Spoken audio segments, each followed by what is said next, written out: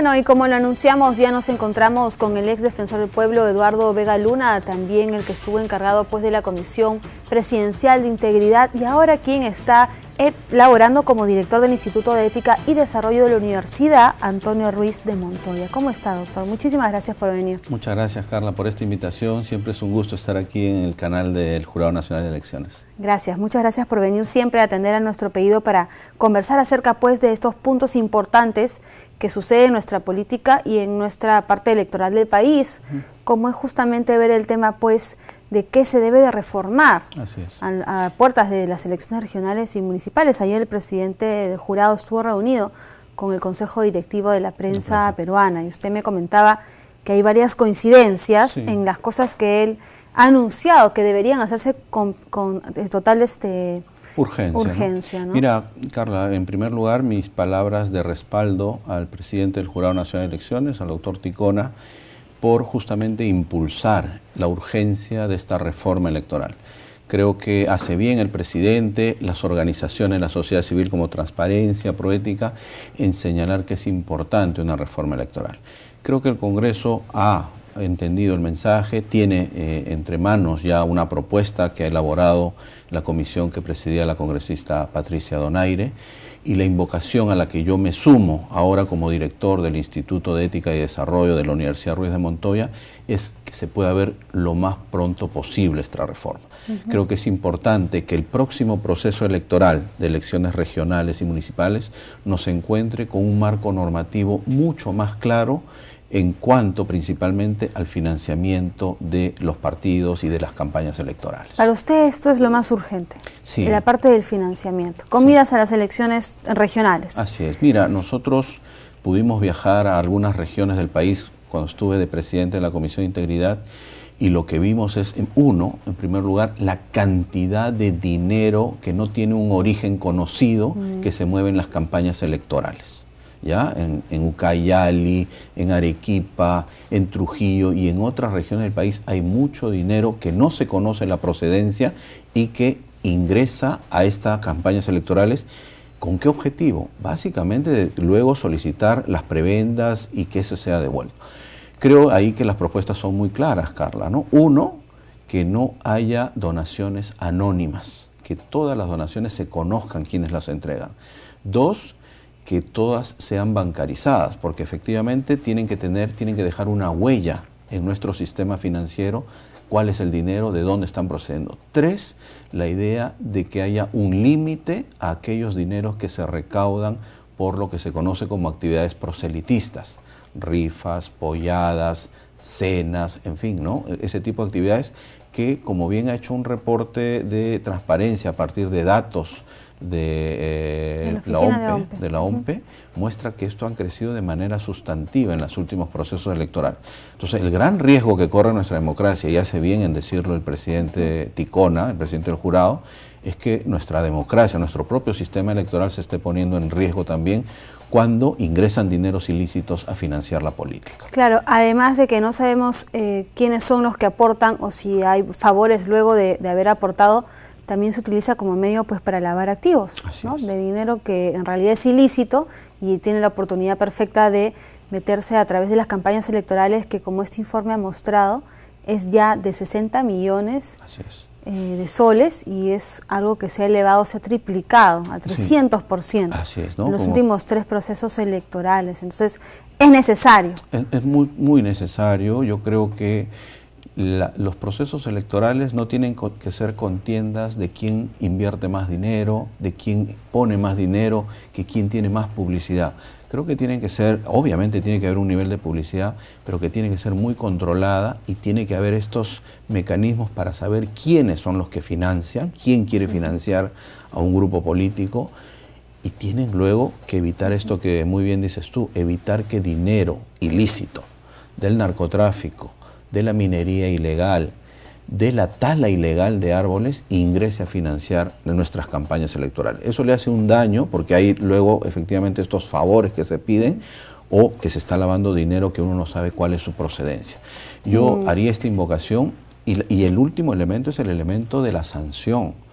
Creo que mientras no le demos mayores poderes a la OMPE, a la Oficina Nacional de Procesos Electorales, y al jurado, para poder sancionar ya no solo pecuniariamente, sino también con sanciones de carácter político, que vayan a la inscripción y a la participación misma de las organizaciones políticas, siempre habrá esta dificultad para que dineros ilícitos se cuelen en la política peruana. Claro, ¿no? Y esta regulación es responsabilidad de establecerla del Congreso de la República, los propios representantes de los partidos políticos. Ahora, este informe de transparencia no ha mostrado la realidad de los movimientos regionales, pronto lo va a hacer. Sí. Ahí también se infiltra bastante dinero ilícito de las regiones donde, por ejemplo, existe la minería ilegal, como estamos hablando, por ejemplo, de Madre de Dios, ¿no? Donde el dinero ahí es como, voy a formar un partido político porque tengo este dinero para lavarlo, ¿no? De esa manera no se puede actuar en nuestro país. ¿Por qué no debe ser tan grande el gasto o la inversión que se hace cuando yo reporto mi financiamiento de campaña con actividades proselitistas? Porque esto es peligroso. Digamos, porque se ha encontrado que este es como que una fórmula en el que se evade o que se busca financiar grandes campañas. Y lo que queda claro es que poniéndole un tope, entonces también vamos a poder conocer cómo está compuesto el dinero que ingresa a los partidos políticos. Pues si yo dejo abierta esta posibilidad de las actividades proselitistas, pues justamente este es el monto que va a aumentar y no se va a poder saber de dónde viene. Si tenemos efectivamente rifas que cuestan muy caro o cenas que cuestan muy caro, efectivamente por ahí se va a incrementar el monto de este dinero que no se sabe cuál es su origen, ¿no? Entonces creo, y aquí esa propuesta la pusimos en el informe de la Comisión Presidencial, no es una propuesta que se nos ha ocurrido, sino que hemos visto que en otras realidades, en otros países, ya se ha avanzado eso, ¿no? En México, en Chile, le ponen topes a este tipo de formas de financiamiento, ¿no? Creo que la regla general, el principio básico, Carla, tiene que ser transparencia en el financiamiento. Yo no puedo seguir pensando que si yo tengo, o quienes buscan aspirar a un cargo público, la primera condición, la primera regla que tienen que aceptar es transparentar al máximo la forma en que están financiando sus campañas. Y eso ya demuestra pues la responsabilidad de cómo serían si fueran una autoridad, de cumplir pues con la normativa, con las leyes, con las reglas que manda, en este caso, el Estado a través del jurado de OMPE y de RENIEC. Exactamente. En este trabajo que se hizo de campo, de la Comisión de Integridad, se pudo ver si la ciudadanía está de acuerdo, como usted habla de ejemplos de otros países, en que poco a poco el financiamiento privado se vaya reduciendo y vaya aumentando el financiamiento público de parte pues del Estado a los partidos políticos para poder brindar primero una campaña igualitaria y segundo pues evitar que haya ingreso de dinero que no puede controlar el Estado porque realmente es difícil controlar cuántas campañas electorales de cuántos movimientos regionales, ¿no? Sí, mira, de hecho siempre hay distintas versiones, siempre es difícil aceptar por parte de la ciudadanía que haya un financiamiento público de las organizaciones políticas, hay que ser muy sincero en eso, pero también luego creo que se va entendiendo que ese financiamiento público puede ayudar a reducir los financiamientos privados. Yo diría que esa es una primera regla. Segunda regla, que vuelvo a repetirla, creo que las campañas electorales no son deben ser sobre todo un ejercicio democrático y deben ser un ejercicio de la máxima transparencia. No tienen que ser una competencia de quién invierte más y sin interesar de qué manera lo hacen. Creo que ahí está la diferencia con cualquier campaña publicitaria. Creo que quien aspira a tener un cargo público de elección, un gobernador regional, un postulante a una gobernación, a un alcalde, a ser congresista, tiene que saber que cuando hace una campaña publicitaria su primera obligación es poder transparentar de dónde provienen sus recursos. Esa creo que es la regla fundamental y luego ponerle topes es para que justamente no veamos que esto es un festival de dineros que uno no sabe de dónde proviene.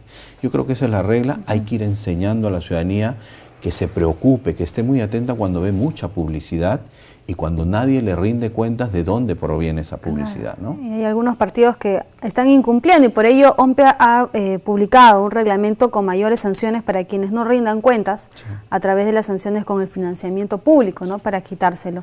Hay algunas propuestas de prohibiciones, no sé si en otros países también se da, pero a raíz pues de los casos de corrupción que estamos viendo, de que algunas empresas han donado, empresas extranjeras, a los partidos políticos, se está viendo la posibilidad tal vez de eliminar esta permisión, pues, ¿no? De poder aportar tanto de empresas extranjeras como de estados y gobiernos extranjeros. Creo, en general, como bien lo señalas, lo que hemos visto a partir del caso Odebrecht nos muestra que ellos financiaban campañas electorales en toda Sudamérica. Y eso sin duda distorsiona la política, porque efectivamente luego hemos visto cómo pueden obtener grandes licitaciones justamente porque han financiado a muchos grupos. Ahora, la Comisión de Integridad fue antes del destape de Odebrecht. ¿Y ya se había planteado esto? Tenemos una propuesta muy concreta sobre este tema de impedir que empresas puedan financiar agrupaciones políticas. Empresas extranjeras. Empresas extranjeras no pueden financiar, no deben financiar. Entiendo que ahí la propuesta también la plantea el Jurado Nacional de Elecciones y en todo caso plantean que si hubiera algún financiamiento fuera básicamente para actividades de capacitación, no para campañas electorales, ¿no? Claro. Yo creo que hay que evaluar, esa es una propuesta, nosotros planteamos que pueda ser de manera, una prohibición general, que empresas extranjeras no financien en general campañas políticas, porque estamos viendo lo que ha pasado y la manera en que se puede distorsionar. ¿Y en el caso de los gobiernos también, de los gobiernos extranjeros? Sí, yo creo que no deberían financiar, porque eso puede significar algún nivel de injerencia.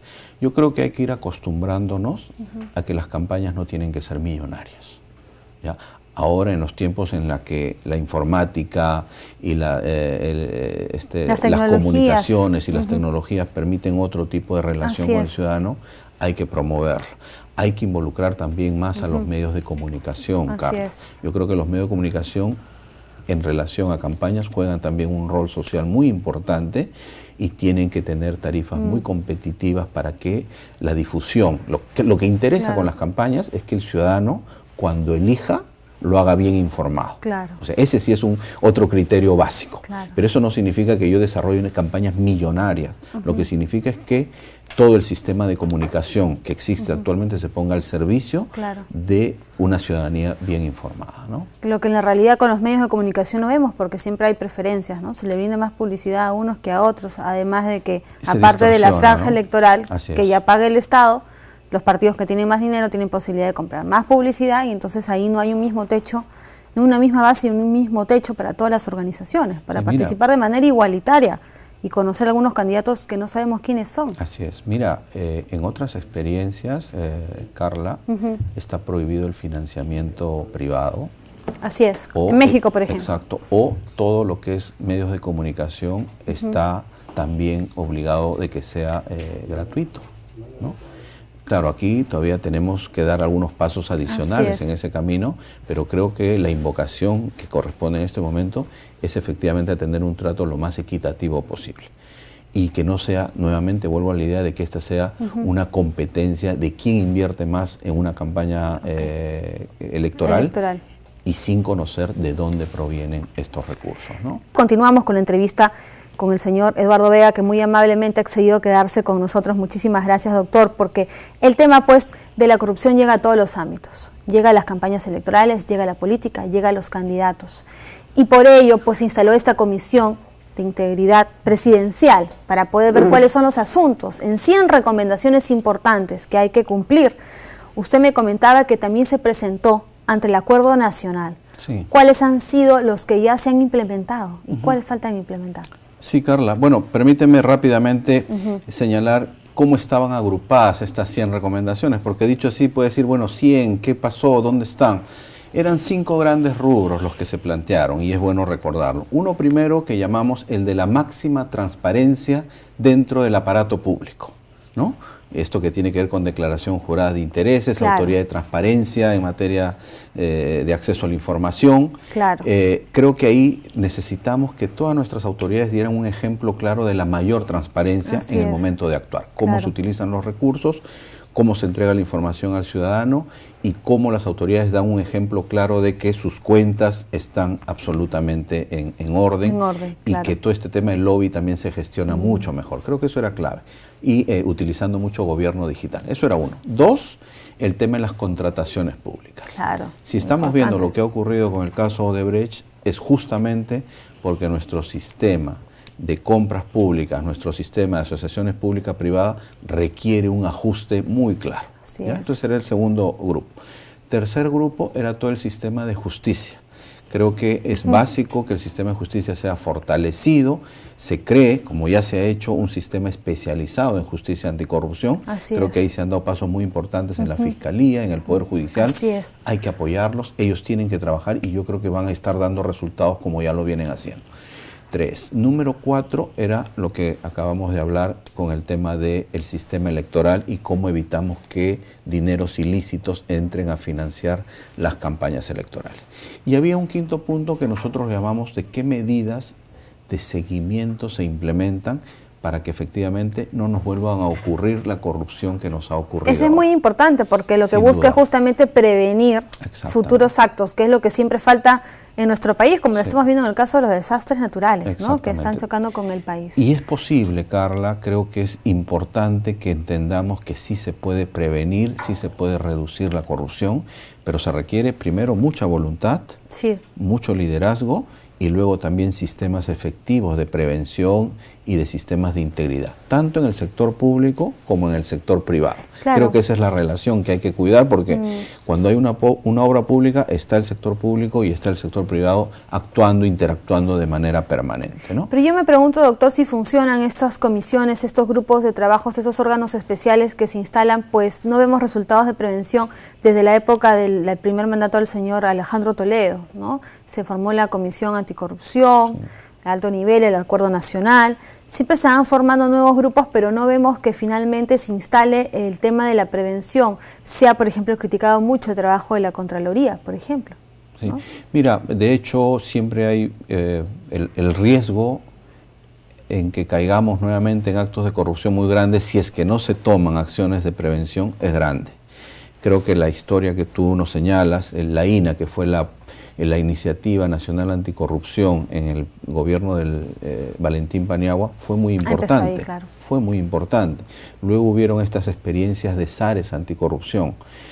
Ahora estamos en un nuevo momento donde creo que tenemos que aprender de esas lecciones y no dejar que pase más tiempo para tomar acciones concretas, medidas concretas. Yo le contaba que hemos llevado estas propuestas a una reunión del Acuerdo Nacional. El día 7 de enero fue esa reunión y junto con la ministra de Justicia se dio un balance de las primeras acciones implementadas en el marco de la delegación de facultades que tuvo el Ejecutivo por parte del Congreso. Entonces, yo creo que hay algunos avances normativos, te los resumo en algunos aspectos. Primero, el Congreso acaba de aprobar la imprescriptibilidad para los delitos graves de corrupción. Creo que eso es una buena medida, hay que ratificarla en una segunda legislatura. 2, se ha decretado la muerte civil para los funcionarios corruptos, para que no puedan volver a ingresar a trabajar en la función.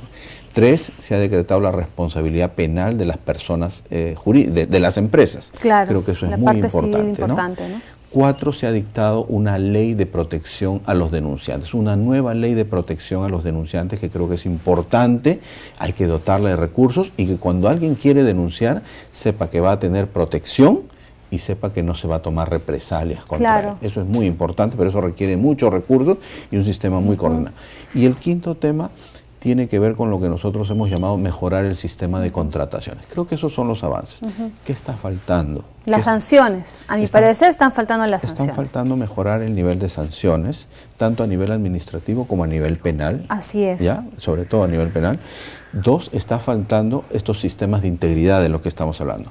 Que en un ministerio, en un gobierno regional, en un municipio, se sepa identificar las zonas de riesgo donde está la corrupción. En las compras, en las obras públicas, en las contrataciones de personal, en el otorgamiento de licencias, en el acceso a la información por parte de transparencia. O sea, creo que todo eso tiene que formar parte de un sistema de integridad y la más alta autoridad tiene que estar comprometida con que eso funcione y estar mirando que efectivamente no haya corrupción. ¿Y qué es más importante? ¿Prevenir la pequeña corrupción, que es esta que se da desde la coima en un lugar estatal, o la gran corrupción, que es la que vemos desde los presidentes de la República, a través de estas adendas, a través de los... Mira, yo creo que en general necesitamos hacer un esfuerzo muy grande para no tolerar la corrupción, porque esa pequeña corrupción se traduce poco a poco también en la gran corrupción. De hecho, tenemos que mandar mensajes muy claros y la justicia está haciendo su trabajo frente a estos grandes casos, a esta megacorrupción que hemos visto. Yo espero que efectivamente, como se ha visto, hay 3 gobiernos que están comprometidos en estos casos de corrupción y que la justicia, la Fiscalía y el Poder Judicial determinen claramente las responsabilidades en este tipo de casos, ¿no? Ok, doctor, finalmente, esta parte que es muy importante, ¿no? Sí. Para que las personas que han cometido actos de corrupción no regresen a robar el aparato estatal, ¿se ha planteado impedimentos para la postulación de los mismos? Sí, hay una propuesta muy concreta y yo espero que sea recogida en este informe que ha hecho la congresista Patricia Donaire, que tiene que ver con que justamente una persona condenada por delitos graves no pueda ser candidato en las elecciones. Así haya sido una condena ya cumplida.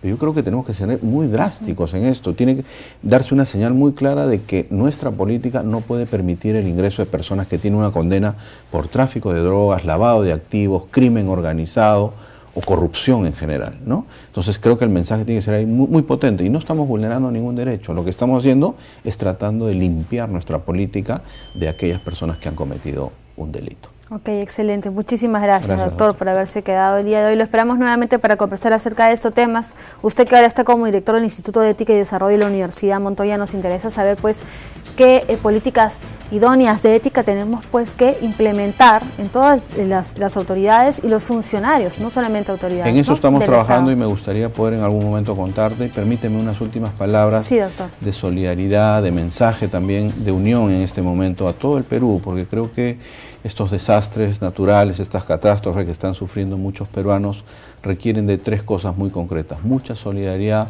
mucha unión y de un trabajo coordinado de todas las autoridades para poder enfrentar de mejor manera los huaicos, las inundaciones y los desastres que estamos viendo, ¿no?